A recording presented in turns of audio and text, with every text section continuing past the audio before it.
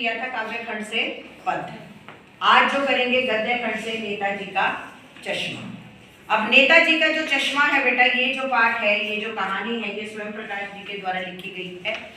और इस पूरे पाठ में लेखक ने हमें ये बताया है कि देशभक्ति के प्रति हमारे देश के लोगों की क्या विचारधारा है, और कहीं ना कहीं उन्होंने ये भी संदेश देने का प्रयास किया है कि हम सबके मन में देशभक्ति की भावना, देश के जो वीर शहीद हैं उनके प्रति हमारी जो देशभक्ति की भावना है वो हमेशा ही रहनी चाहिए, उनके प्रति हमारा जो सम्मान है वो बरकरार रहना चाहिए।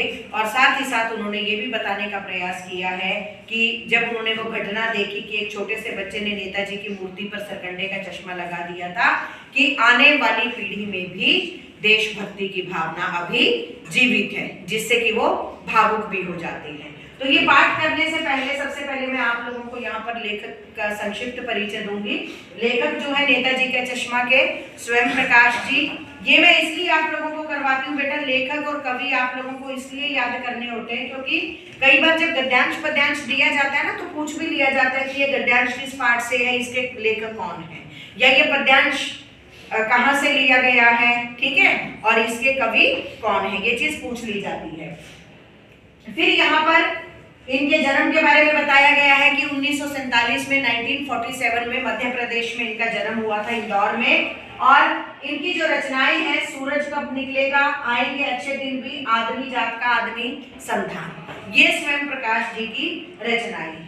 अब देखो, मैं आप लोगों को हमेशा ही कुछ ना कुछ रचनाएं और ये सारी चीजें जरूर करवाती हूँ बेटा। इसका कारण क्या है कि आप कभी भी कहीं भी जब कॉम्पिटिटिव एग्जाम्स में जाते हो तो आप लोगों को अगर ये पता होता है, हर कॉम्पिटिटिव एग्जाम में इंग्लिश और हिंदी, तो आप लोगों की ये मत समझे कि मैथ्स आता है या साइंस आती है, इंग्लिश और हिंदी भी आप लोगों के कॉम्पिटिटिव एग्जाम्स में आती है, जिसके लिए आप लोगों को रचनाओं का करना भी बहुत जरूरी होता है। जब इन चीजों को आप आत्मसात कर लेते हैं तो कहीं ना कहीं ये आप लोगों के लिए बहुत फायदेमंद रहती है। अगर मैं यूपीएससी की बात करो तो यूपीएससी में पूरा 250 नंबर का पेपर आता है हिंदी, ठीक है, और आप में से बहुत सारे ऐसे बच्चे होंगे जो हमारे यूपीएससी में जाने की इच्छा रखते होंगे। तो चलिए, अब मैं यहाँ पर बताऊंगी पाठ का सारांश।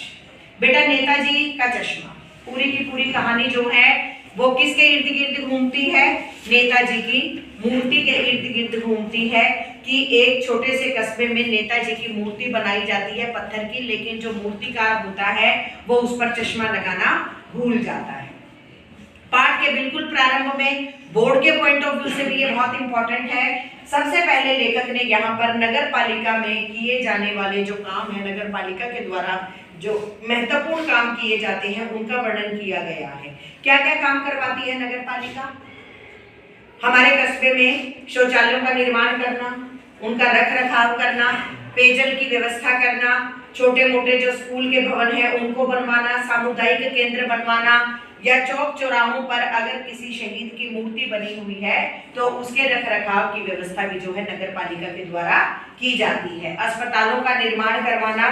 तो इस प्रकार जो है यहाँ पर लेखक ने बिल्कुल प्रथम पैराग्राफ में जो बिल्कुल पहला गद्यांश है उसके अंदर लेखक ने ये बताया है कि नगर पालिका के मुख्य काम क्या होते हैं।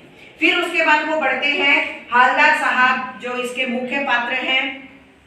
दूसरा जो पात्र है वो है एक फौजी जिसको लोग कहते थे कैप्टन, चश्मे वाला, ठीक है, जो व्यक्तित्व, अगर उसके व्यक्तित्व की बात करें तो वो जो है पैर से थोड़ा सा जो है लगड़ा था, लगड़ा कर चलता था। फिर एक और चरित्र का यहाँ पर वर्णन किया गया है, वो कौन है? पान वाला।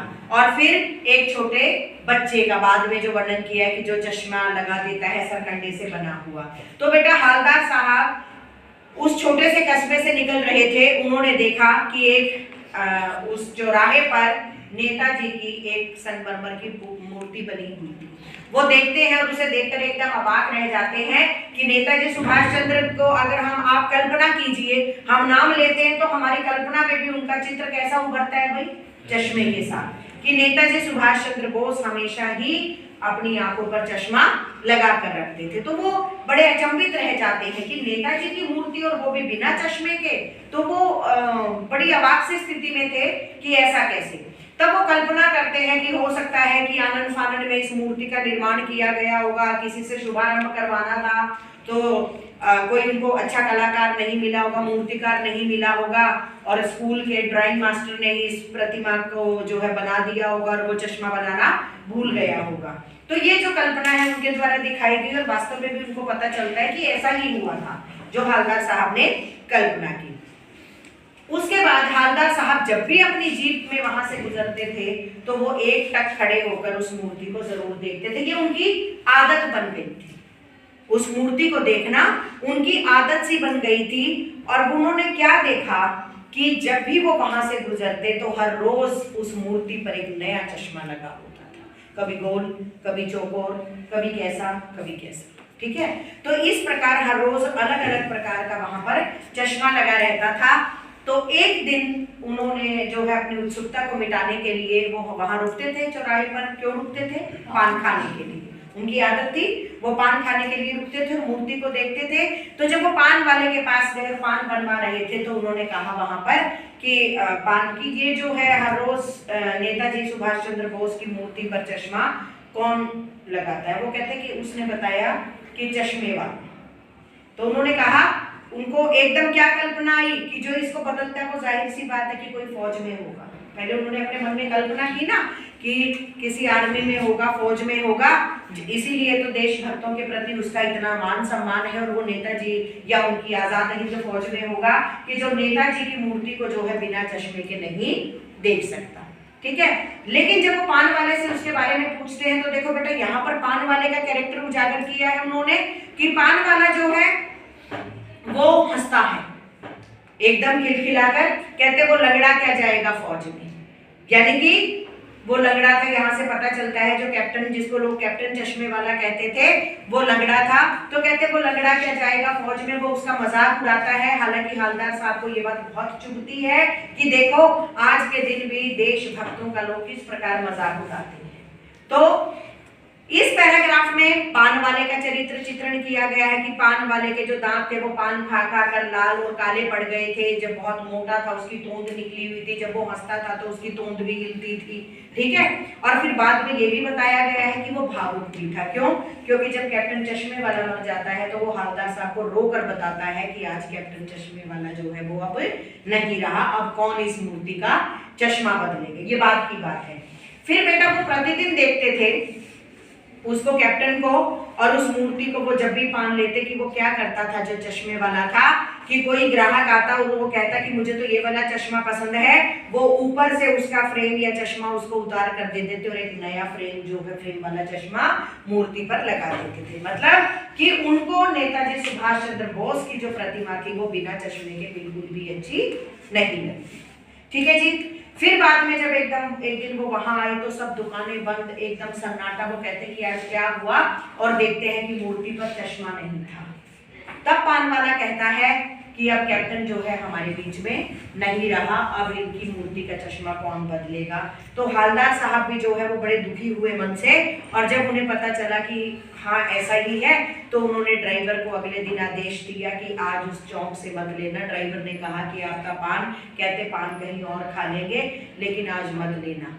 तो आदत थी उनकी, उत्सुकता, कि जब भी वो उस चौक से गुजरने लगे तो एकदम उनकी नजर जो है नेताजी सुभाष चंद्र बोस की प्रतिमा पर चली गई। क्या देखा कि उस पर सरकंडे का बना हुआ चश्मा लगा हुआ था। उन्होंने ड्राइवर को कहा रोको रोको, जीप रुकवाई और वहां खड़े होकर अवाक रह गए और भावुक भी हुए, बड़े खुश भी हुए अंदर से। उन्हें लगता था कि अब कैप्टन चश्मे वाला मर गया है तो कौन मूर्ति का चश्मा बदलेगा। लेकिन जब उन्होंने देखा कि बच्चे ने खेल खेल में सरकंडे का चश्मा लगा दिया था तो उन्हें ये लगा कि हमारे आने वाली पीढ़ी में भी देशभक्तों के प्रति सम्मान की भावना जागृत है, आने वाली पीढ़ी में भी देशभक्ति की भावना अभी जीवित है। ठीक है जी। तो ये पूरा का पूरा पाठ बेटा हमें ये सीख देता हुआ कि हमें कभी भी देशभक्तों का, हमारे देश के लिए जिन्होंने आज़ादी दिलाने के लिए इतनी कुर्बानियां दी हैं, उनका अपमान नहीं करना चाहिए, उनका मजाक नहीं उड़ाना चाहिए, बल्कि हमें उनका पूरा मान सम्मान करना चाहिए। तो ये पूरी की पूरी कहानी जो है हमें देशभक्ति के प्रति समर्पित करने की सीख जो है देती है। तो इसके प्रश्न उत्तर बेटा वैसे तो आप लोग नोटबुक्स में कर चुके हैं। आज मैं सभी की नोटबुक्स जो है कलेक्ट भी करूंगी चेक करने के लिए, और ये सारा जब हमारा हो जाएगा इसके बाद हम लोग सैंपल पेपर्स के साथ आगे बढ़ेंगे। पहला प्रश्न, और आप लोगों में से भी प्लीज अगर कोई जिस तरीके से हमने ये पढ़ाया है पाठ और पहले भी रिवाइज कर चुके हो, प्री बोर्ड भी दे चुके हो, तो जो प्रश्न उत्तर है वो आपकी तरफ से भी हूबहू आने चाहिए। नेताजी न होते हुए भी चश्मे वाले को लोग कैप्टन क्यों कहते? कौन बताएगा?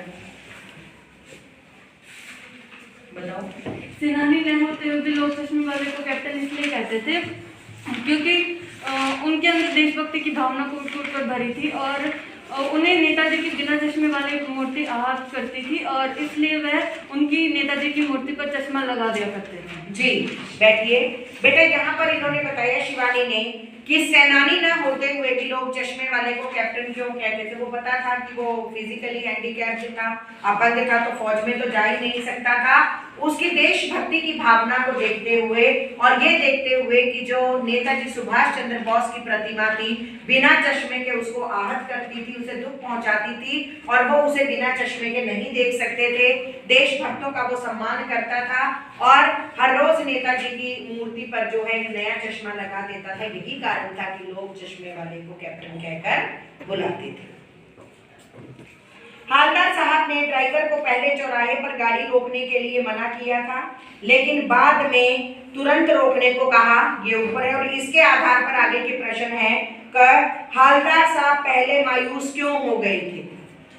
हाँ जी बोलो। तस्वीर पर मूर्ति पर मूर्ति का चश्मा लगाना भूल गया था और कैप्टन जो चश्मे बेचने वाला था वो हमेशा उस पर कोई ना कोई चश्मा लगा देता था और उसकी मृत्यु के बाद जब हालदार साहब को महसूस हुआ कि अब इस पर चश्मा कोई नहीं लगाएगा तो इसलिए और उन्होंने तब उस पर सरकंडे का चश्मा लगा देखा तो उन्होंने अचानक से गाड़ी रोकने को।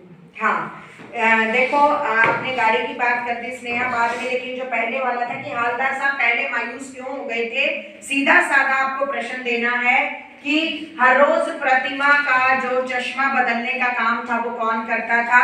कैप्टन करता था।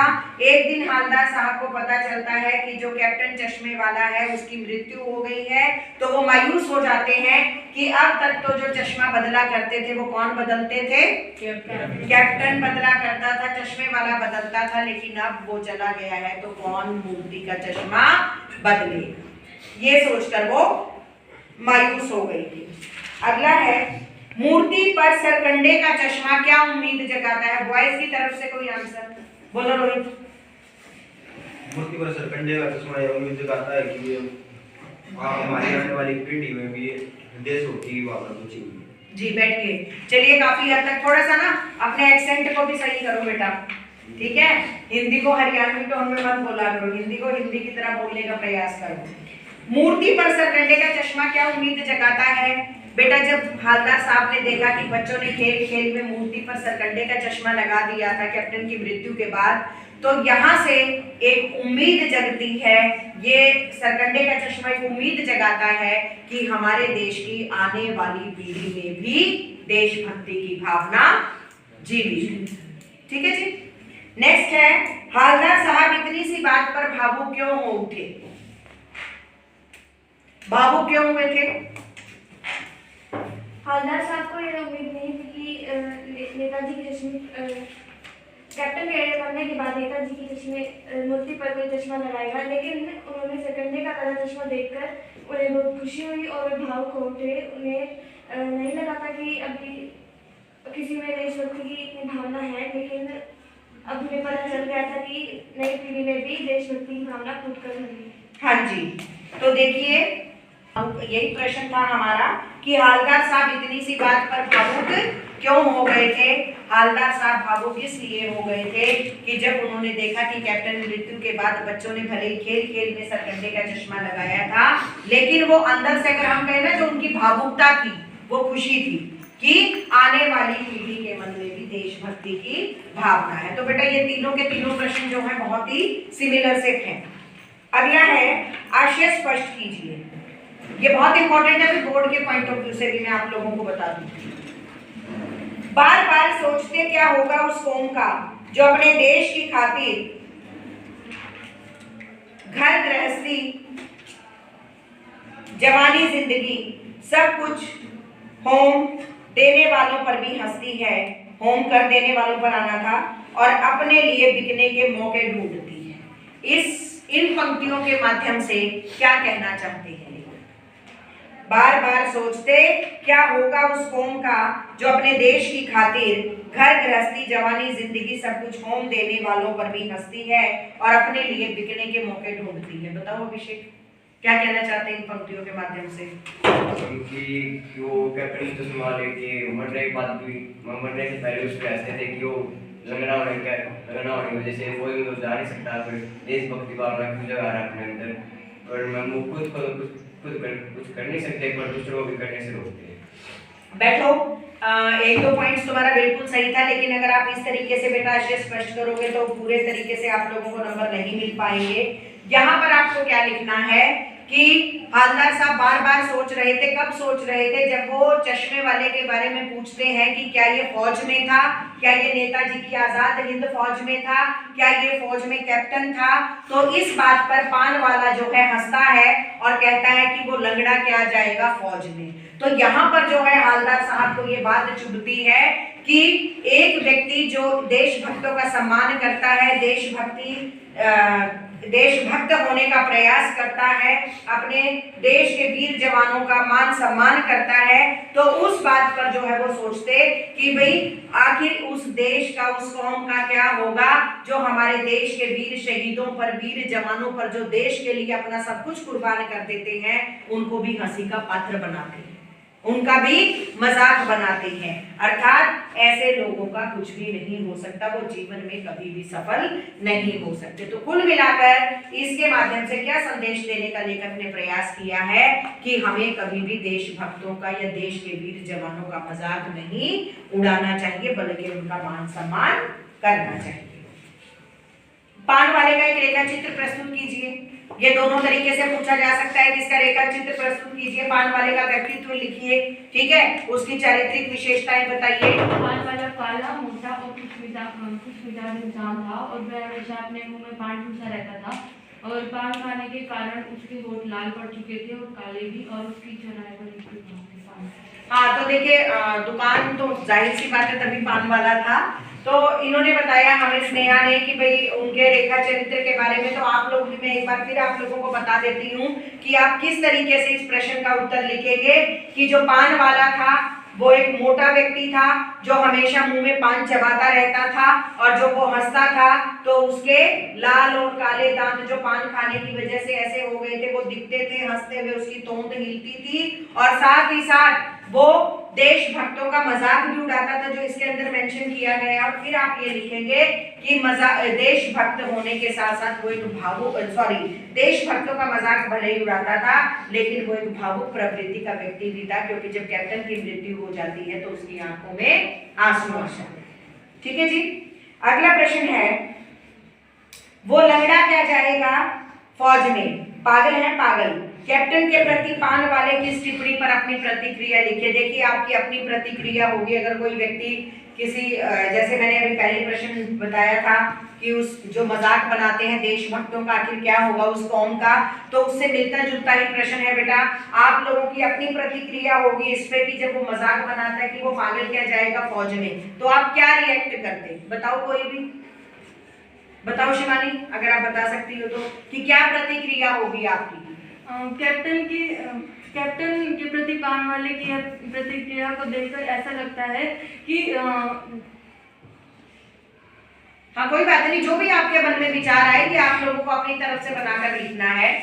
ये हर उस देशभक्त की देशभक्ति को पागलपन कहना बहुत ही अपमानपूर्ण होगा, क्योंकि वह देश को ही सब कुछ मानते हैं और देश के लिए समर्पित हो जाते हैं। किंतु इस प्रकार लोगों द्वारा देशभक्तों का अपमान करना बहुत ही दुख की बात होगी, क्योंकि वह स्वयं तो देशभक्ति जता नहीं सकते, किंतु को करते हुए भी वह उनका अपमान बहुत करते बढ़िया, हैं। देखो वेरी गुड। देखो बहुत अच्छी जो है अच्छी तरीके से शिवानी ने यहाँ इस प्रश्न का उत्तर दिया कि जब पान वाला कहता है कि वो लंगड़ा क्या जाएगा फौज में, पागल है पागल, जबकि वो वास्तव में पागल नहीं, वो सच्चा देशभक्त था कि जो नेताजी की मूर्ति को बिना चश्मे के नहीं देख सकता था। तो इस बात पर जब ये कहा कि वो पागल क्या जाएगा फौज में, तो क्या प्रतिक्रिया होती है बेटा? हमारी यही प्रतिक्रिया सामने आती है कि खुद तो वो देशभक्तों का सम्मान कर नहीं सकता, खुद तो वो देश के प्रति भक्ति भावना रखता नहीं है, लेकिन जो उसका मान सम्मान करते हैं, जो देश पर मर मिटने का जज्बा रखते हैं, वो उनका मजाक उड़ाता है, जो कि ना तो ये समाज के लिए सही बात है और ना ही हमारे राष्ट्र के लिए सही बात है। ठीक है जी।